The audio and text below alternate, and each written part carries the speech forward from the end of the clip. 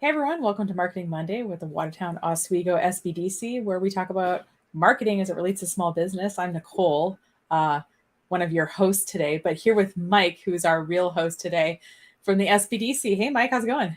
Hey, how's it going, Nicole? Nice to see you. Good, good. We have other guests. We'll introduce you guys in a Oh second, I yeah, we promise. do. Yeah, We yeah, do. yeah.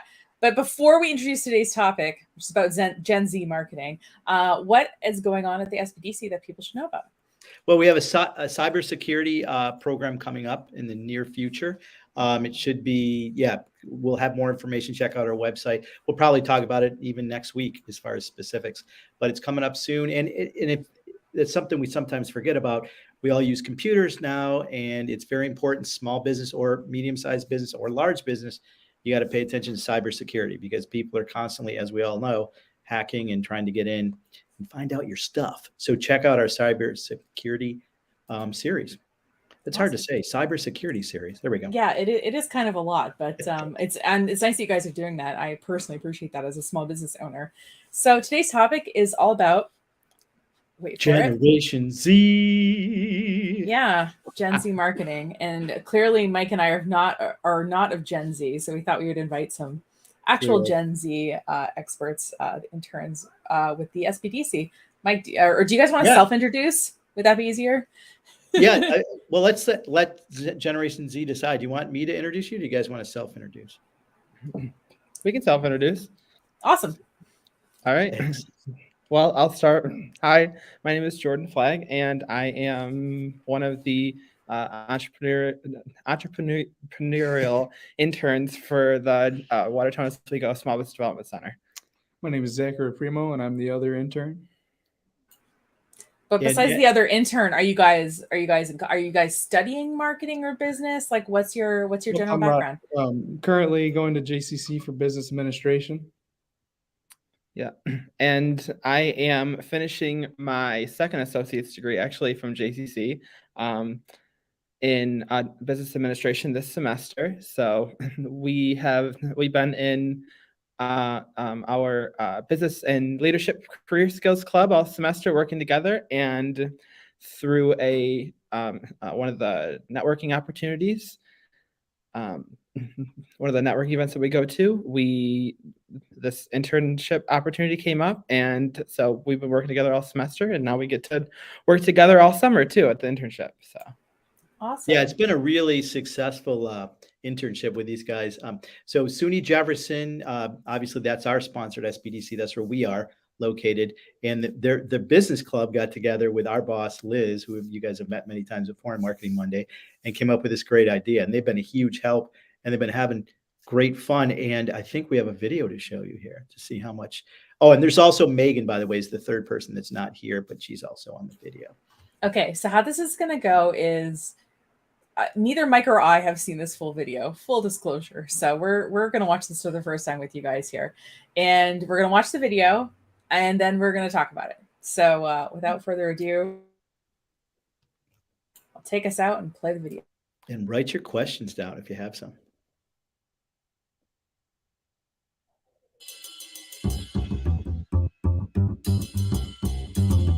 Here we are with our entrepreneurial interns, the Small Business Development Center. And today, this is going to be another episode of Marketing Monday, but with a twist. Today, we're going to be talking about marketing with our interns and what their view of everything is. And your generation, what? What's your generation? Z? So let's talk to the Zs and see what they think of things. Okay, question number one. You guys are thinking about doing something for the weekend. You're thinking about going out and doing something. How would you get the idea? Where would you go on social media or internet, or how would you get an idea of what to do? So I actually I go right to Facebook usually, and Facebook, guys. So is Facebook still relevant with yeah. the Z's? All right, Yeah. interesting. I go right up to the little search bar right in the top, and I type in live music going on this weekend, and usually right around the Tri-County area, up at Clayton, Alex Bay, all those areas where it's hopping up in the summertime, there's usually some kind of post out there, and it brings me right to that post, and then I find it, I'm like, oh wow, this looks really cool, and bam, I'm there. So. Okay, that's a good question. Okay, so you go you go to Facebook, you find a post. What makes a post an interesting post? Like what makes, yeah, Megan, what do you think? Or Zach? Oh, I didn't have you guys introduce yourselves. Megan, could you introduce yourself real quick? I'm Megan. Isn't that weird coincidence? Okay. I'm calling her Megan too. Hi, I'm Jordan. And I'm Zach. Excellent. Zach, Jordan, and Megan. Okay, so Megan or Zach, because Jordan talked before, what makes a post interesting? So if I'm scrolling, what makes you think, oh, this looks cool? Well, for me, it's always something colorful, something that always catches your eye and draws you in. You know, if it's something bland and boring, you're usually going to scroll right by it. Interesting. So colorful, not just the information, but actually the way it looks. Absolutely. You got to remember it correctly, too. Okay, so what appeals when you say colorful? So the design of the post, like again, I'm an old guy, so give me a little expand on this. Anyone expand on this? Like what makes a post interesting, attracts you? Well, I guess I would say probably just like the layout of the post in general, and then the colors, obviously. But for me, I'd say it has to do with more of the information, like the date of the like event. Because if it's convenient for me, then it's more enticing to go. But if it's like I have to kind of schedule it around other things that I'm already doing, then I wouldn't be interested. Okay. Anything to add to that, Jordan? Yeah, so usually two things actually catch my eye. So some posts use emojis that have the colors and, the symbols. And also some posts, they tag the business. So you see, so on Facebook, when somebody tags a business page, it comes up blue. So it's like, oh wow, okay, the business was just tagged, and you read all the information about the event. But then on top of it, you click on the business page and you go to that business to see what they're about. Either if they're a bar, an event center, a restaurant, whatever it would be, wherever the live music is. You want to check out the venue, obviously, before you decide to go to, the show.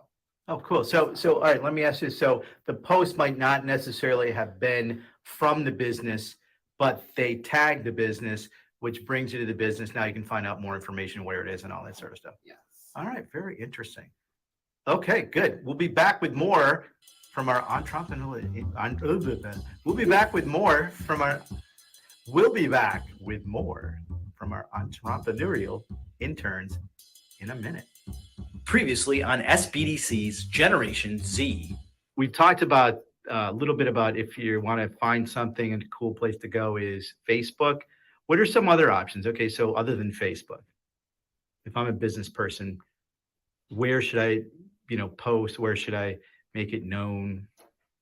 Well, that depends. If you're looking for like professional events and, events that have to do with your career, then LinkedIn is usually the way to go. It's a great resource. And then if not, the other most popular social media that's used is Instagram. It has the second most volume right behind Facebook.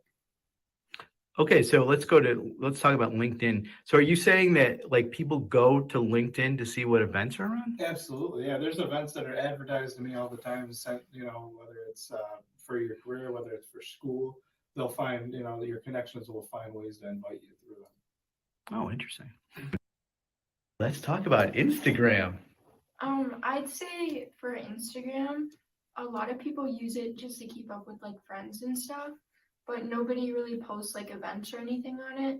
So it's kind of just like something that I use for like people, since my dad was in the military, just to keep up with like my old friends, but nothing like, I don't use it as much as Facebook when it comes to events and keeping up with the community and businesses and stuff.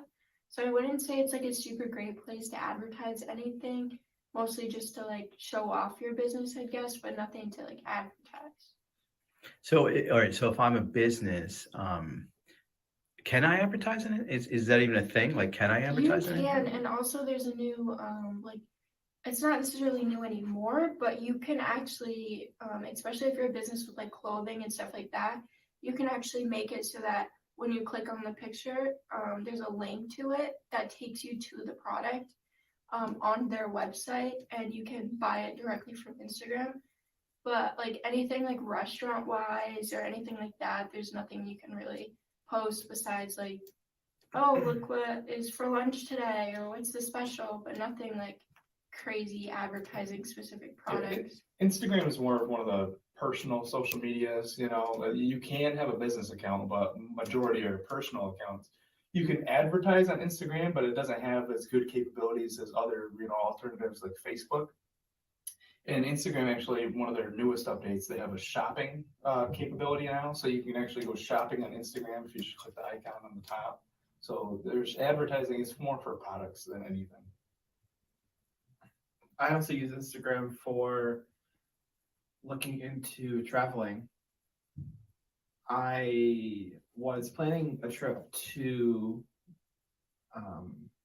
Costa Rica a few years ago, and I went on the trip, and I was looking at pictures of like different things to do, different nature, things like that, which really enticed me to really want to go on the trip. So could in theory, could the travel companies, they could advertise or something? So, you know, in other words, like one particular attraction could advertise and you would see it, or you just search for it on Instagram? I'm confused how that works. So you can search for it, and even if you follow like people who travel on Instagram, it comes up that way also. But Instagram is more of looking at a photo social media. To add on to that, a lot of businesses advertise through influencers. Instagram has a lot of influencers, and they'll advertise, you know, like if somebody has a couple million followers, they'll have them show off their product into a post. And then, you know, the influencer makes the money, and then they also get out to a big span of people who would be in that target market. So even through travel, like if there's travel influencers and you're a travel company, then you're going to want to advertise through them usually. So is it more of is that your more effective way on Instagram, is to find an influencer and try to get them to say, hey, I'm here at Mike's, McMuffins, and Yeah. you know, Well, because if I advertise a post, it's going to focus on how many people see that. If I advertise through an influencer, then I know that that's my target market. Everybody who sees that is going to be of value to my business, as opposed to if I just do a general advertisement, there might be like 10% of that people who will buy my product or want my product or be interested in it. Your foot traffic is more through influencing. So if I'm posting something on LinkedIn, a professional event, what would be a way to catch the eye of Generation Z? I think kind of what we talked about previously, even like those eye-catching bright posts, you know, like graphic, you know, like tools like Canva are great to use and create eye-catching posts. Tools like what? Canva. Explain Canva. Canva, essentially, it's where you edit and create posts and just content in general, and it's kind of like a beginner tool. It's very easy to use, easy to navigate. You don't have to have a lot of experience at all. Awesome. All right. Any other suggestions, Megan or Jordan? Something else that I see a lot of communities using is more like the Outlook calendar on their Outlook mail, and also a lot of community calendars. I know one that's good for like a group that I've used a while ago is the Google Calendar. You can create the group and, you know, put as many people as you need in there, and then whoever posts an event, it goes out to all of them. So Outlook, which I know a lot of businesses are using, you know, switching to, I think a lot of the new voice over internet systems that a lot of businesses have implemented go right through Outlook. So many people are using that as their calendars. You can do all kinds of alerts for people. You can send out mass events. There's a ton you can do with it. So Interesting. Okay, I noticed that no one has mentioned radio or TV at all. What's our take on that? Tell me about that, Megan. Well, I mean, I watch the news still. I do that. The local news? Yeah, the local Okay, news, yeah. and then the world news as well. Okay. Well, the thing with the news and TV in general is that cable is kind of it's kind of fading away. When you talk about all these streaming services offering, I mean, a bunch of great content for a fraction of the price, it's hard to justify getting cable now. Interesting. Okay, so if raise your hand if you have cable at your house. I still do. Okay, so two of you do, but yeah. Okay, raise your hand if you watched TV yesterday. Okay, if you watched TV this past week. Okay, all of you did. Now, when I was a kid, it used to be like my generation watched way too much TV. Without, kind of like they say now with video games. Now it was like, oh yeah, the generation they watch, they spend 10 hours a day or whatever on TV. What do you say that you guys screen time? How much screen time do you guys, and just do one at a time, per day, average? Just take a week and then average it out per day. It definitely depends, but maybe like 2 hours or like an hour, like on the weekends. Just on the weekends, but not during the week? Right. Well, because sometimes like during the week, I'll probably just watch I won't even really watch TV. I'll probably just watch like Netflix. I'll probably get like one show in, and it's usually like 45 minutes long. Okay. What about you, Jordan? I'm the same way. I'm like, I'll watch a show on Netflix every once in a while, but I mean, I don't really use my TV much. Like, there's a lot of other things that I have going on, and I'd much rather be, take my dog for a walk, or oversee my grandma, or wherever. Okay. I mean, I have other things that come usually before, like finishing that show on Netflix. Right. So. What about you, Zach? Well, I'll watch like 2 hours a day of like the streaming services, but the TV I don't really watch unless it's a specific circumstance. Like at someone's house and it's on or something, but I don't personally watch it. Okay. Interesting. Yeah, it's very interesting. Okay, you get in the car. Are you listening to the local radio station? No, either Apple Music or podcasts. Either one. Same with me. I have a couple podcasts I listen to. Actually, a lot of business HR related podcasts that I love, that I listen to, and otherwise I have Apple Music going on, all kinds of genres of music. So. No, what about you, Megan?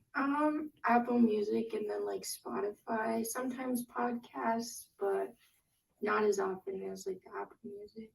Wow. So you guys you don't listen to local radio pretty much. I mean, radio is good, but when you're talking about being able to customize and listen to the songs that you love, as opposed to maybe hearing one song that you love and then hearing a bunch of ads, it's better Apple Music in those terms at least. Yeah, that's interesting. Very interesting. All right.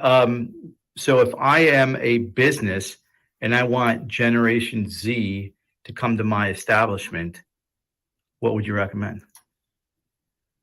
Well, Facebook, Instagram, just ads on those platforms in general, or just posts, not that ads within the Facebook itself, but just posting and reaching that population, just because a lot of our generation uses Facebook. It takes up a majority of the users today, actually. And in terms of the podcast, you can do ads through the podcast, and there's platforms that you can even specify your target market, and it'll go to podcasts that they think your target market will fit into. Okay.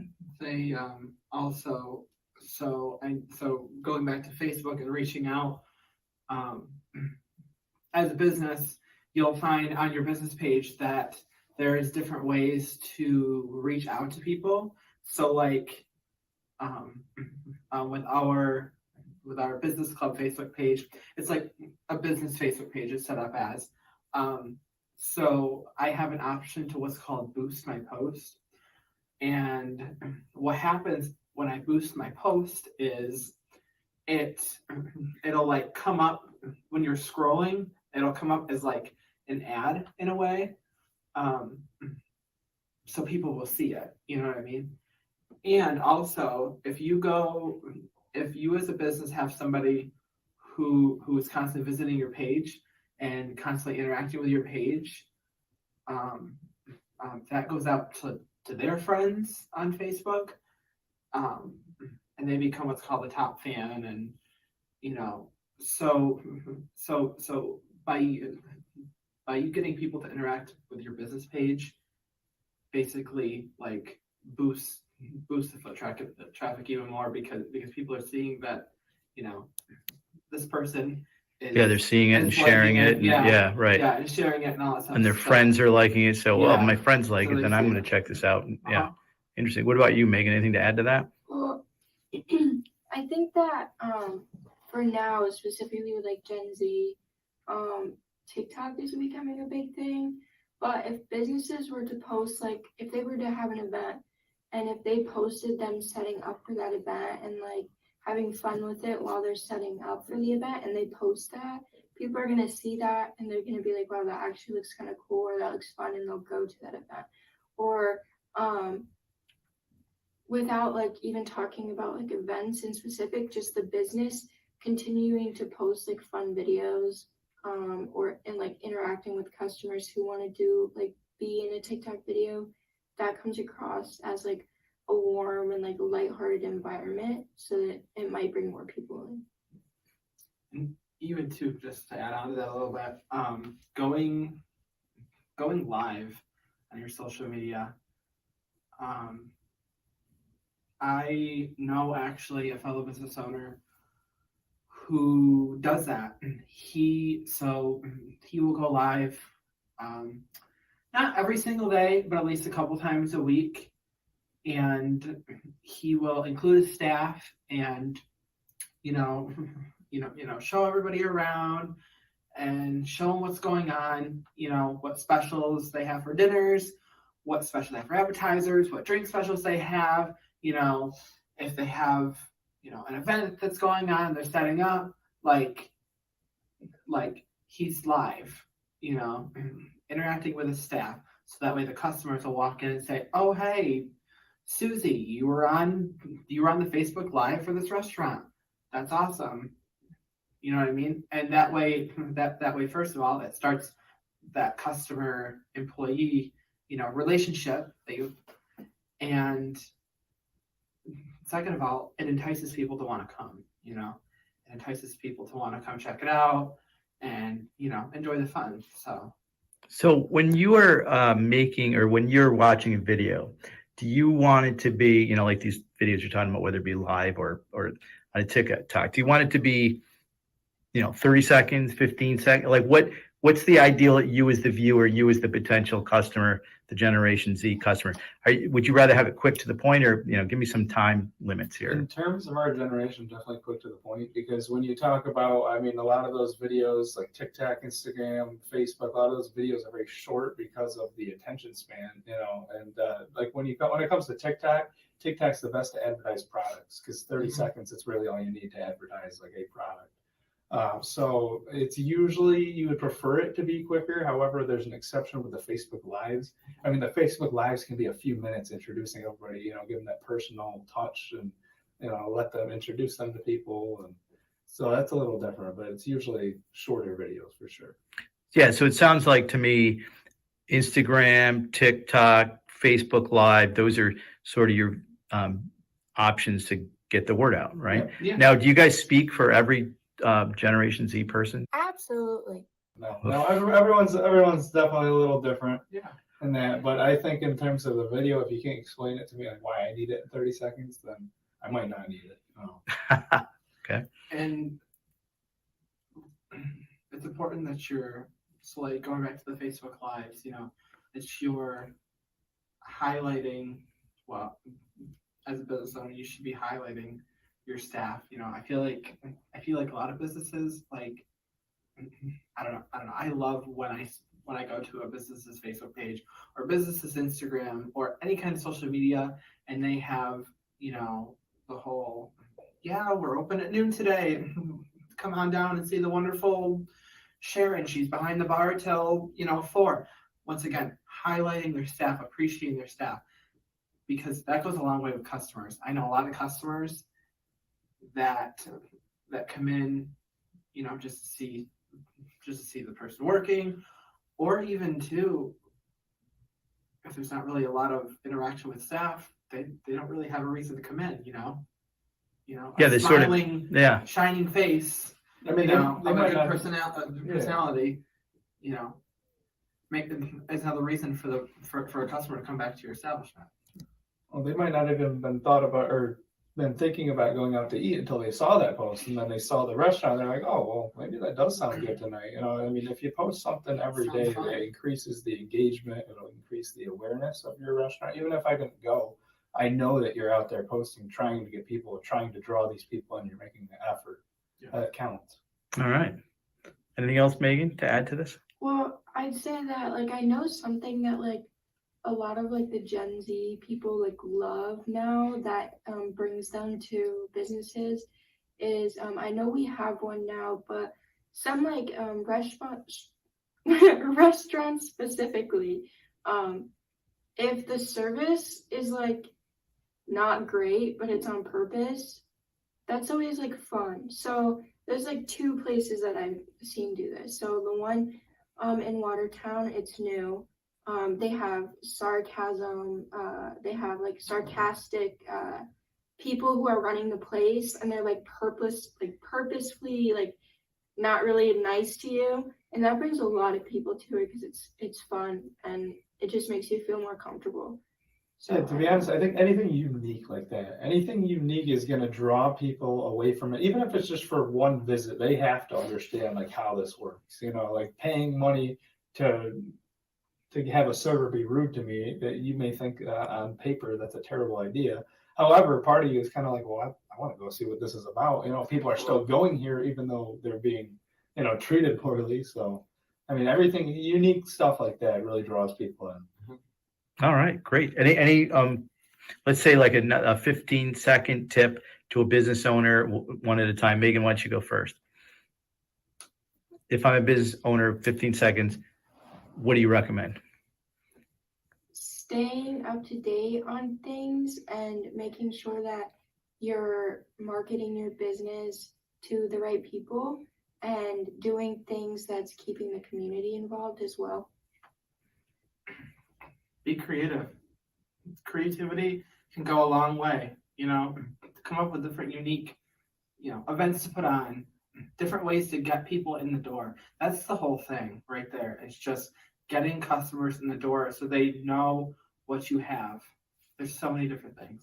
Mine is definitely using your free digital marketing resources. It costs you absolutely nothing to make a post on Facebook, nothing for Instagram. It takes you nothing to make a TikTok. You can use Canva for free.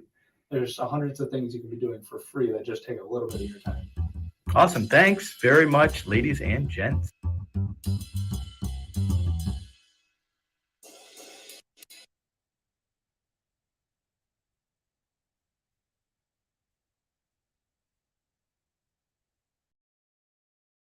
All right. That was so fun. Good job. Yeah. Yeah. Good I job. liked all the little fun asides in the text. That was good. Yeah, they could have kept going with that. They could have edited for another like 5 hours of. Oh work. yeah, you always can with Do this, we editing. can do this. Yeah, but they did a great job. Yeah. And they represent all of Generation Z. So what they say, goes. Well, so we got a comment. I'm guessing it's Liz based on the fact that it's on the Watertown SBDC's Facebook page, but also and this will kind of get at we're covering it up. But it seems like Gen Z craves authenticity, vulnerability, acceptance, and inclusion, like pop-up motels, hidden gems, retro stuff, that kind of thing. Because, and obviously you might want to pay for it in Venmo, but it's still, so asking you guys, because you talked a lot about really great tactics and everything. If you're deciding between business A and business, you're going out to breakfast or something and you've got two pretty good options.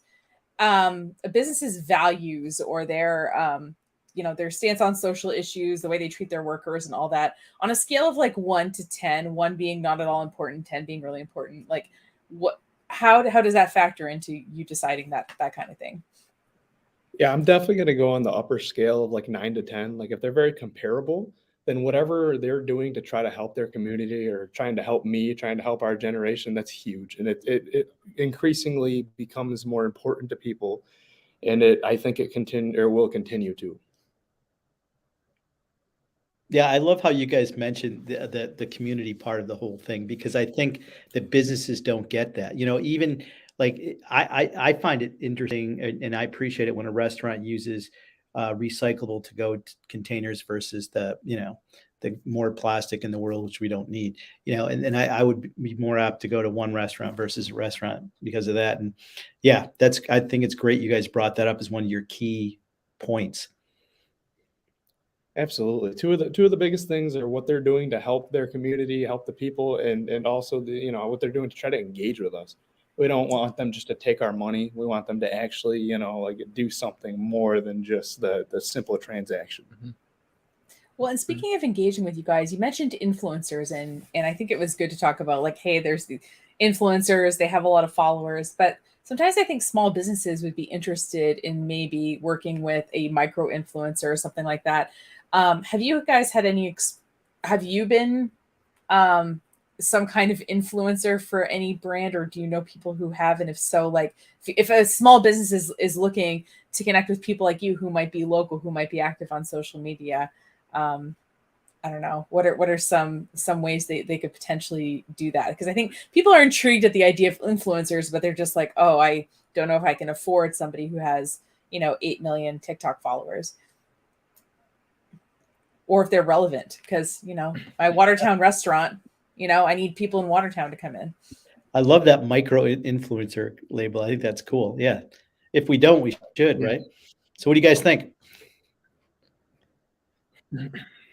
So I actually knew, I'm not really close to him anymore, but he went to the neighboring high school, and he actually went out to California, became an influencer, and partnered with some big brand clothing companies, and companies that were out in the world doing community service, finding ways to engage with their customers, finding ways to engage with people.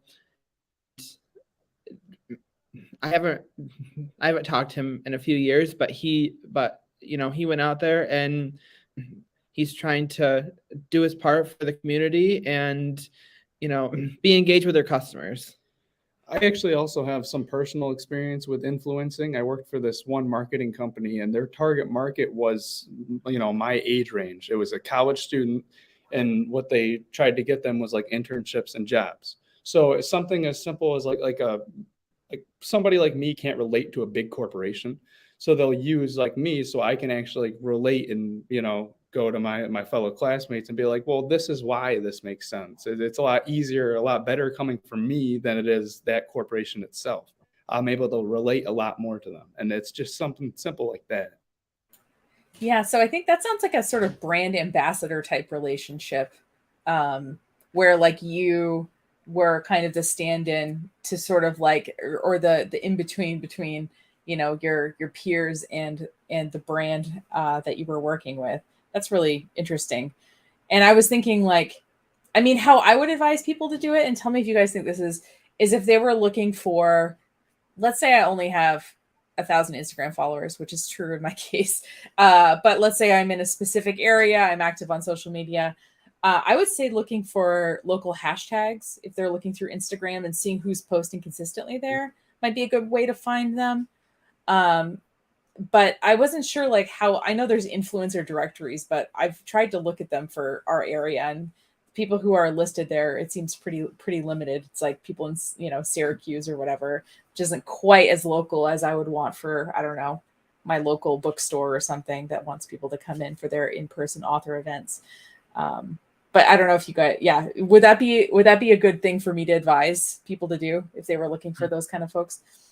Absolutely. I think that's kind of a topic where a lot of people don't really know how to start. I mean, there's some where you can just simply, direct message them on the app itself, but that is a very, informal way to do it.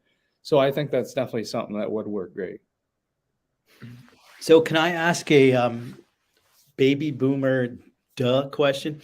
So when you guys say hashtags, I mean, I hear hashtag, hashtag blah, but I don't really understand it. I don't understand what it means. I don't understand how it does whatever it does. So if you put a hashtag on a post, it's as simple as kind of like all these posts coming together that use that hashtag are into one area, and you can go to that hashtag and you can see all the posts that use that hashtag. It's a way to connect them, and it's something that you kind of just like put at the end of your post or whatever, and it's an extra it brings extra volume to your post, because not only are people who you follow seeing it, but the people who are searching that hashtag or using that hashtag are also seeing it.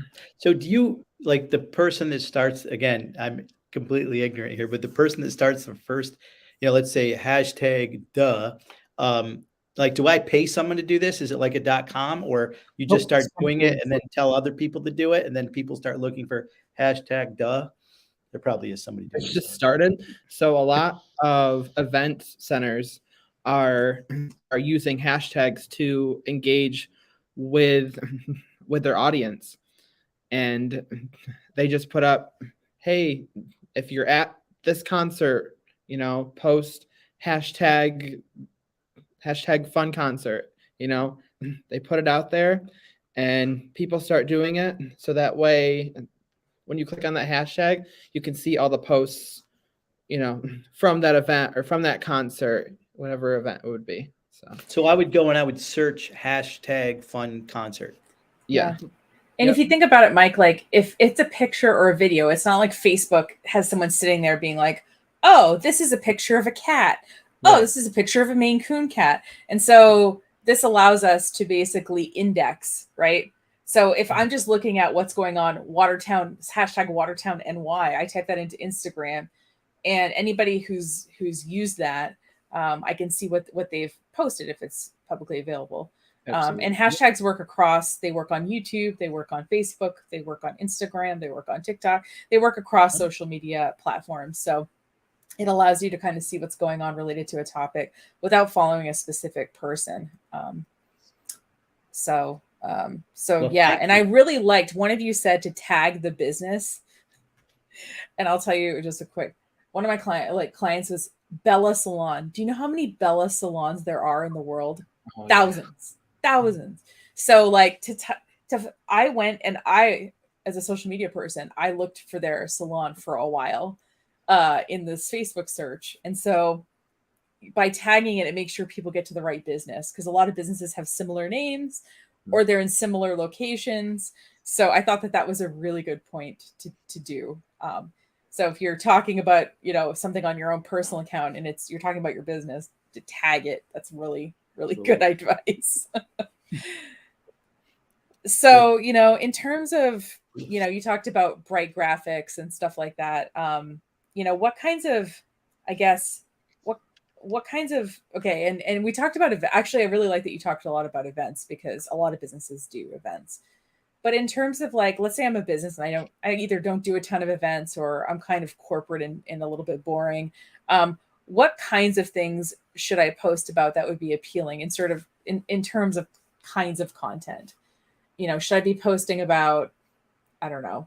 And it sounds like products work for you. Have you guys bought anything off of an Instagram ad or a TikTok recently? TikTok made me buy it. I actually just did. So a week ago. How did that work for you? How did they hook you? So I was scrolling through Instagram one day, and all of a sudden this website, it's called Shein.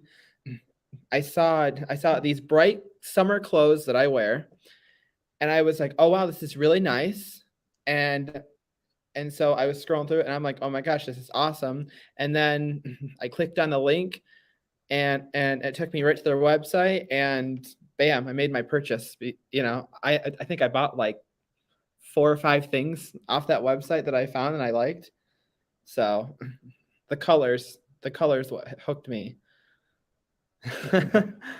So, all right. So it takes you to your website, and then you just normally follow the normal things like pay with PayPal or whatever and all that stuff, right? But it got you there because, like, you just saw, like, how did it get you there, like, initially? Like, what? Initially, so I'd seen the ad a couple times actually. And okay. And the first time I was like, oh wow, these clothes are really nice. And then because I stood there, like, scrolling, I stopped scrolling for a minute and kind of, stood there and looked. it must have like picked it up somehow because it kept popping back up because it like knew I was interested. Maybe it's listening. I'm not sure. But and then I was finally like, okay, this is awesome. This is exactly my style. Like this is. So then I clicked on the website, was looking through the website, found exactly what I wanted, and now they're on their way. So Yeah, so there's something that companies do, which you guys have probably noticed, is called retargeting, right? So if you went onto their website and didn't buy anything, you would continue to see ads for a while, and that's that's part of the design too. And you'll notice that a lot of websites now have the little cookies notice that pops up, and so you have to, especially in certain places. California has passed a law, but we haven't. A lot of things are going back to the States now. So apparently GDPR is too. But if you're in California, you have to give people a chance to opt out of tracking, and then you actually have to stop tracking them. And this is the law in Europe, and it's been the law in Europe for like almost 10 years now. So that's why, and I think we're going to see increasingly, it's going to get more and more limited, but for now, they're going to track you, and yeah. So content wise, if I was a business, let's say I was boring. Okay, no offense. Let's say I was an insurance company. Okay. By regulation, I can't post certain kinds of things because I'm in a regulated industry, but I want to seem cool and relatable. Do you guys have any ideas for me? My suggestion would be to keep engaged with your customers. When you talk about like an insurance company or something like that, you don't want somebody who you're just going to pay and you won't talk to unless you need it. You're going to want to keep posting so that they know that they want to keep you engaged. They want to know, that they're going to put their image out there. And something else too, going back to kind of what we talked about in the video, companies being engaged with their employees is so important. So maybe the insurance company, you have a team of like, I don't know, 15, 20 people, maybe it's a small team. And maybe each post you post, hey, looking for better insurance, come in and contact Zach and, he can get you set up. Call so-and-so for an appointment today, or even attach the link. Just highlighting on your social media who your employees are and making sure everybody knows that they're there to help you and that they want to help you. It's always good to use like a relatable hook too. Like if I'm looking for something specific and, you post something like, oh, well, are you looking for so-so? And then you're like, well, I am. And there you go. It kind of gets you to start the ball rolling. I really like your suggestions. And I'm sure that insurance companies also have hilarious stories. They don't have to tell the name of the person, but they could say, hey, this one time, somebody had an eel dropped on their car. This literally almost happened to me. It was an eagle was flying with this eel. And I went in the parking lot and it just missed my car. And I thought, wow, this would be the weirdest insurance claim ever. But I bet that they have probably some fun stories. Like, are you worried that something weird is going to fall on your car? And you're like, oh, you know what? I am a little worried something weird's going to fall on my car. It's good too, because our generation loves, like humor. So if you can say that, you're automatically going to stand out. Or if you tell me something like that, make me laugh, you're automatically going to stand out than any other insurance company just like that. Yeah. Yeah, it's like the one insurance company with that little figure. I won't say which one it is, but we all know who it is. And they've just had literally decades of hilarious commercials. They continue to crank them out. Yeah. And sometimes, and I will say this, like, it can even just be useful stuff. I don't know. Tell me if this. Yeah. So I was on TikTok. TikTok made me buy it. It's called Museum Wax. And I have 2 cats in my life now. And I don't want them to knock stuff off my bookcase. So this is just like, you ball it up. I guess they use it in museums, hence museum wax, and it keeps your stuff in place. I saw one video about this. It was 30 seconds, and I was like, yes, in my cart right now. And I'm setting up my bookcase next to me so that they don't knock stuff over. Not that they would do that, but but yeah, I think sometimes people need to see the products in action. Have you guys seen or can think of a really clever, like either series of images or video that you've seen for a product that you were like, oh, like that's really cool, or even a certain person that you follow that has good recommendations? I'm just curious how people talk about products to you and what works. So I don't have anything specific in mind, but I will say that if you point out a problem and show me how you solve a problem with your product or with your service, that will contribute to, or that'll convert into buying so much more than it will. I mean, I'll buy 10 times out of 10 if you can show me my problem and how it can be solved with your product.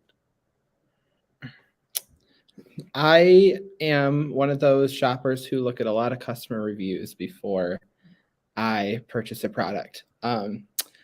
I have had instances in the past where I purchased a product and I was, I watch the commercials and the ads of how it makes your life better. And I'm just, I don't know. Sometimes it does, sometimes it doesn't, but I do a lot of review research before I make a purchase.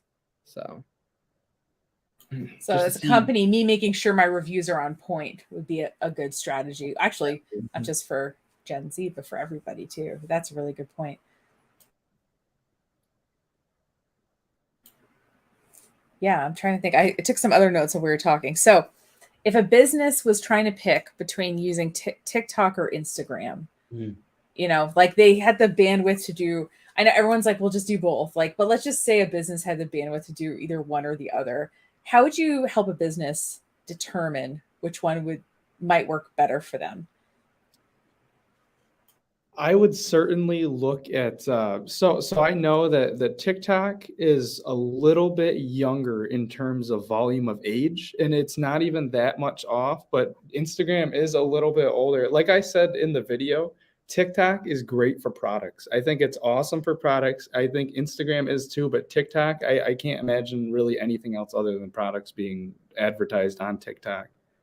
There's also, it also kind of depends on your target market and what you're advertising. Because like if it's something that can be used through an influencer, then absolutely use Instagram. There's a lot of great things that influencers can help, because anybody who follows that influencer is willing or is, in the market of buying your product. Yeah, I would, just going off of what Zach said, I would definitely figure out exactly who you're trying to target is the big thing when, marketing your business or marketing your products. I know Instagram, we also discussed a little bit in the video. Instagram is used a lot for photos. So like, if you're a travel company, for example, I think Instagram is definitely the way to go, because, it's a good platform to promote, places to travel and, special deals to highlight places around the world. So yeah, like for an example, if I have a product or a service that I'm marketing towards, like we'll say mothers, then you're going to find what they call a momfluencer, and you're going to get her to, advertise the product. If you do that on TikTok and you advertise the product on TikTok, there might be a few thousand people who aren't even mothers that saw the product, and they just scroll right by it because they're like, oh, well, this doesn't relate to me. Yeah, I would say like the niche people seem to be more on, it seems to be more niched on Instagram, because the whole For You page of the TikTok algorithm just serves you random content. It's funny. I've been served some really random content lately, and I think they're just trying to see what I like, right? But the other thing too is, I'll just say that I've gotten 2 clients off of TikTok. I've gotten 0 clients off of Instagram. But I just say that I'm not hot enough for Instagram, but I'm funny enough for TikTok. But I don't know. I translate well on TikTok because it's more video. I don't know. But at the same time, I think that it's a really good point that it is more niche on Instagram. There is a bigger audience there. TikTok is more random, but if you find your people, you can do okay there. And I've definitely bought stuff off of TikTok. I'm just on TikTok more, so that could be that. Yeah. Yeah. Well, I mean, Looking- TikTok shows your personality too, right? Because it's not just the picture; it's the Yeah. so they can easier to show the humor and just the real person. And yeah, so I can see Yeah. that. That makes sense. Yeah. And you did mention, the product tagging. That's something you can do just about everywhere. So Facebook has, it's called a meta product catalog now. And so you can, if you're a website owner watching this and you're like, oh, I want to be able to tag my products on Instagram, you just upload, you can just do what's called a data feed from your website, and it automatically, so that when you add a new product and you post, you can tag it on Instagram. And then as you're posting on Instagram, you just click the tag button and you start typing in the name of the product, and it's been pulled in so that it'll show up and link directly there. So I think that's a really great, because otherwise people have to go to your website and try to find it. Is it Shein or Shine? Did they link right to the product that you were looking at in the ad? Did they do that with you, or did they just bring you to a landing page? They linked right to the product I was looking at. Yep. And See, then they didn't make you work. Don't make them work. no. It was cool because they didn't just put like one product to catch my eye. It was like one product. Then on Instagram, I'd scroll over and there was more, and then I was like, oh wow, this is even better. Just things relating to kind of what I'm looking at. So right. And just so people know too, once people are on your website, you can create experiences based on their behavior. So I can have something appear on a hover. I can have something appear when someone scrolls past a certain point on the page. I can wait till people are on the page for after 1 minute and then show something. I mean, once people are on your website, you can really, just so people know, you can really customize that experience. So it really feels like people are in the right spot, which it sounds like you guys have felt before visiting certain websites. Yeah. That's really cool to think about. Yeah. You think about that a lot. You just think like, oh, I found this product I really like, and I'm just going on the website, but I don't know. That's really neat. Yeah. It's I think what companies are trying to do is give you sort of a more personalized experience. So back in the day when Mike and I were children, everyone watched the same TV shows, which is so weird now. We all watched the same things. There was just a few things to watch. Yeah. Friends was on Thursday nights. We would all watch Friends, whatever. And then we'd go to work on Friday and talk about the episode. And now, because there's so many niches, and there's so many different things people could be watching, now we're trying to say, okay, now that we have all these audiences, how do we create things for them? And I will also just say too, real quick, is that if you're taking out ads, there is age limits for targeting. Because when does the Gen Z cut off? Are you guys all are you guys all in college at this point, pretty much college age? Okay. I want to say the oldest would be like 20, 25. I want 20, somewhere around there. Yeah. Okay. So most platforms, just so people know, you could target above the age of 14, but there are certain ones you have to be careful up until the age of 16 or 18, depending on the platform. So we can't really target people with ads younger than 14, which is probably good. Which is good. I'm not gonna say it. So if someone's watching this now and you want to get to the younger, demographics, you can do that, but usually it's 18 or older that we can solidly advertise to as an age group. I don't know, Mike, did you have anything else come up as you were watching this video, or as we're talking now? Yeah, I was just I really think it's interesting the community involvement part of it, and that they actually look at that.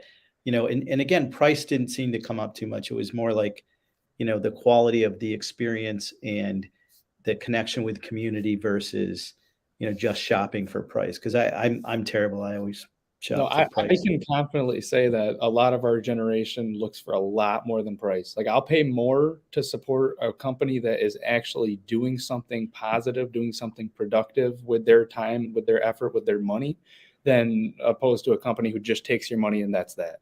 It's honestly worth more for not just me, but for everything.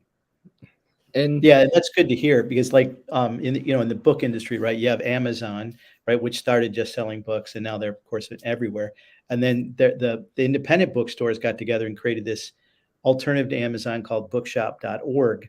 And it's really fascinating because they're also, you can also get books delivered to the directly to the home, but now we're so ingrained. Okay, like it's almost like a verb. Amazon, this, Amazon that, and I think that it's great that you guys are looking at a bigger picture, and okay, yeah, they might be the cheapest, but let's also think about this, and this, and sometimes they're not even the cheapest too. That's the funny thing. Sometimes the things we think are the cheapest aren't even. Oh, we have stats here from Liz too. Oh, perfect. Generation Z, date of birth, 1996 to 2010. Yeah, perfect. And just talking about, nowadays kind of what we look for more than just price, it's having that experience, having that experience when you go and purchase a product. I mean, over the past couple of years, we've gone basically, online. That's pretty much the new way, the new thing. And before, when you shop online, you look at the product and there was maybe like one or two pictures, of the product either being used or not being used. Now it's like you go and you look at something, there's a ton of pictures from all different angles. They have people that are using the product, or when it comes to clothing, people, models that are wearing the clothes, so you can kind of see if it's you, or, if it's for you or if it's not for you, or, it's more of that experience that you get in a big box store, but now through online shopping, which I think has improved immensely over the past couple of years with having to switch to online with the pandemic and everything. Yeah. And we did a cart broadcast and I forgot what the stat was, but if a product had more than 7 images or something, it had a noticeably higher rate of purchase, because it's almost like anybody can have a shady website and get a couple stock images of something, but it's another thing. And I love with the clothing ones where they actually walk with the clothing and they turn. You can see the fabric. Is it see-through? Is it, where does it hit, on the, if it's a dress, like, not that anybody here cares necessarily about that, but, but seeing it in motion is really helpful too. And there is stats showing that if you provide video in multiple images of the product, that it does increase the purchase rate. So the Anatomy of the Cart broadcast has that one. And then I forgot what the other thing was, but yeah. And we also did one about, sorry, my brain went blank there. But yeah, no, really, really good points for sure. One thing we were talking about when they were doing this video is that, this is actually, I mean, you used to go to college, and if you were going to film school, right, it's because you're going to go to Hollywood and blah, blah, blah. But there's really a whole niche market and potential for, to start a small business in people just doing businesses or videos for small businesses and doing a really good job editing them. And because we want to see the whole picture. We want to see it move. We want to see it, the front and the back and the side. We want to see clothes with not just, the one type of model, but different types of people wearing them, whatever it is. And also, and you brought this up, Jordan, is it's neat to see the people in, like go and I don't remember you, Sharon, I think you said, it's neat to see the people in advance at the establishment. So, hey, you can make the connection. Oh, that, Sharon looks interesting. I'm going to go in and talk to Sharon. Sharon doesn't work anymore, but whatever. But anyways, but it's another way to get you in the door. And that video thing, I think, is a huge advantage. Yeah. Use it. Yeah. And I just remembered the other broadcast I wanted to plug very quickly here is we did a broadcast about packaging and unboxing, because during the pandemic, we couldn't go into the store anymore and have that experience. So we found a bunch of examples of how people did it interestingly. It doesn't have to be anything expensive, but just showing that care, which is what you guys have been saying the whole time, like showing that you care about the experience. The person didn't come into the store, but you're giving them a nice box. They're getting it in the mail. They feel like they're getting a present, even though they bought it for themselves. So there is a packaging video as well to check out if people want to learn more about that. Yeah, my daughter would, she was really into box opening up whatever it's called. I mean, I go, all you're doing is watching something being unpacked, but they'd add, they'd make it fun. And my daughter would be like, oh yeah, this is so cool. And of course, guess what? Then she wants one. So yeah, it's Well, it eliminates a lot of risk when you do that, because then you know exactly what you're going to get, like down to the detail. Like, you know exactly what comes with it, and I feel like you're going to be more likely to buy something that you can't see in person. Yeah, and also if you have to put everything together or not too. Right. Exactly. What is this? Yeah. There's this All many right. pieces to put together, like all kinds of fun stuff. Yeah. It's good. Do we have any closing thoughts about marketing to Gen Z before we end the broadcast here? I mean, really, just if you're a small business owner, keep being creative to find ways to reach your customers and reach Generation Z. Use all these resources that are out there. There's so many resources and ways to reach out to people and to reach out to, Generation Z and really just everybody in the world. So find those resources and use them. My closing remarks, just be engaging with your posts, be engaging with how you market your products, be engaging with your customers. It'll definitely guarantee that they come back. And my closing remark is Generation Z at the SBDC. All right. Well, Mike, thanks so much for pulling this together. This is such a great idea. Yeah, fun. And thanks, guys, for participating. It's really great to meet you both. And maybe we'll see you in another broadcast. Yeah, these guys are your new micro influencers right here. There you go. All right. Have a great week, everybody. We'll see you next time, next Monday, with another Marketing Monday. Take care. Thank you.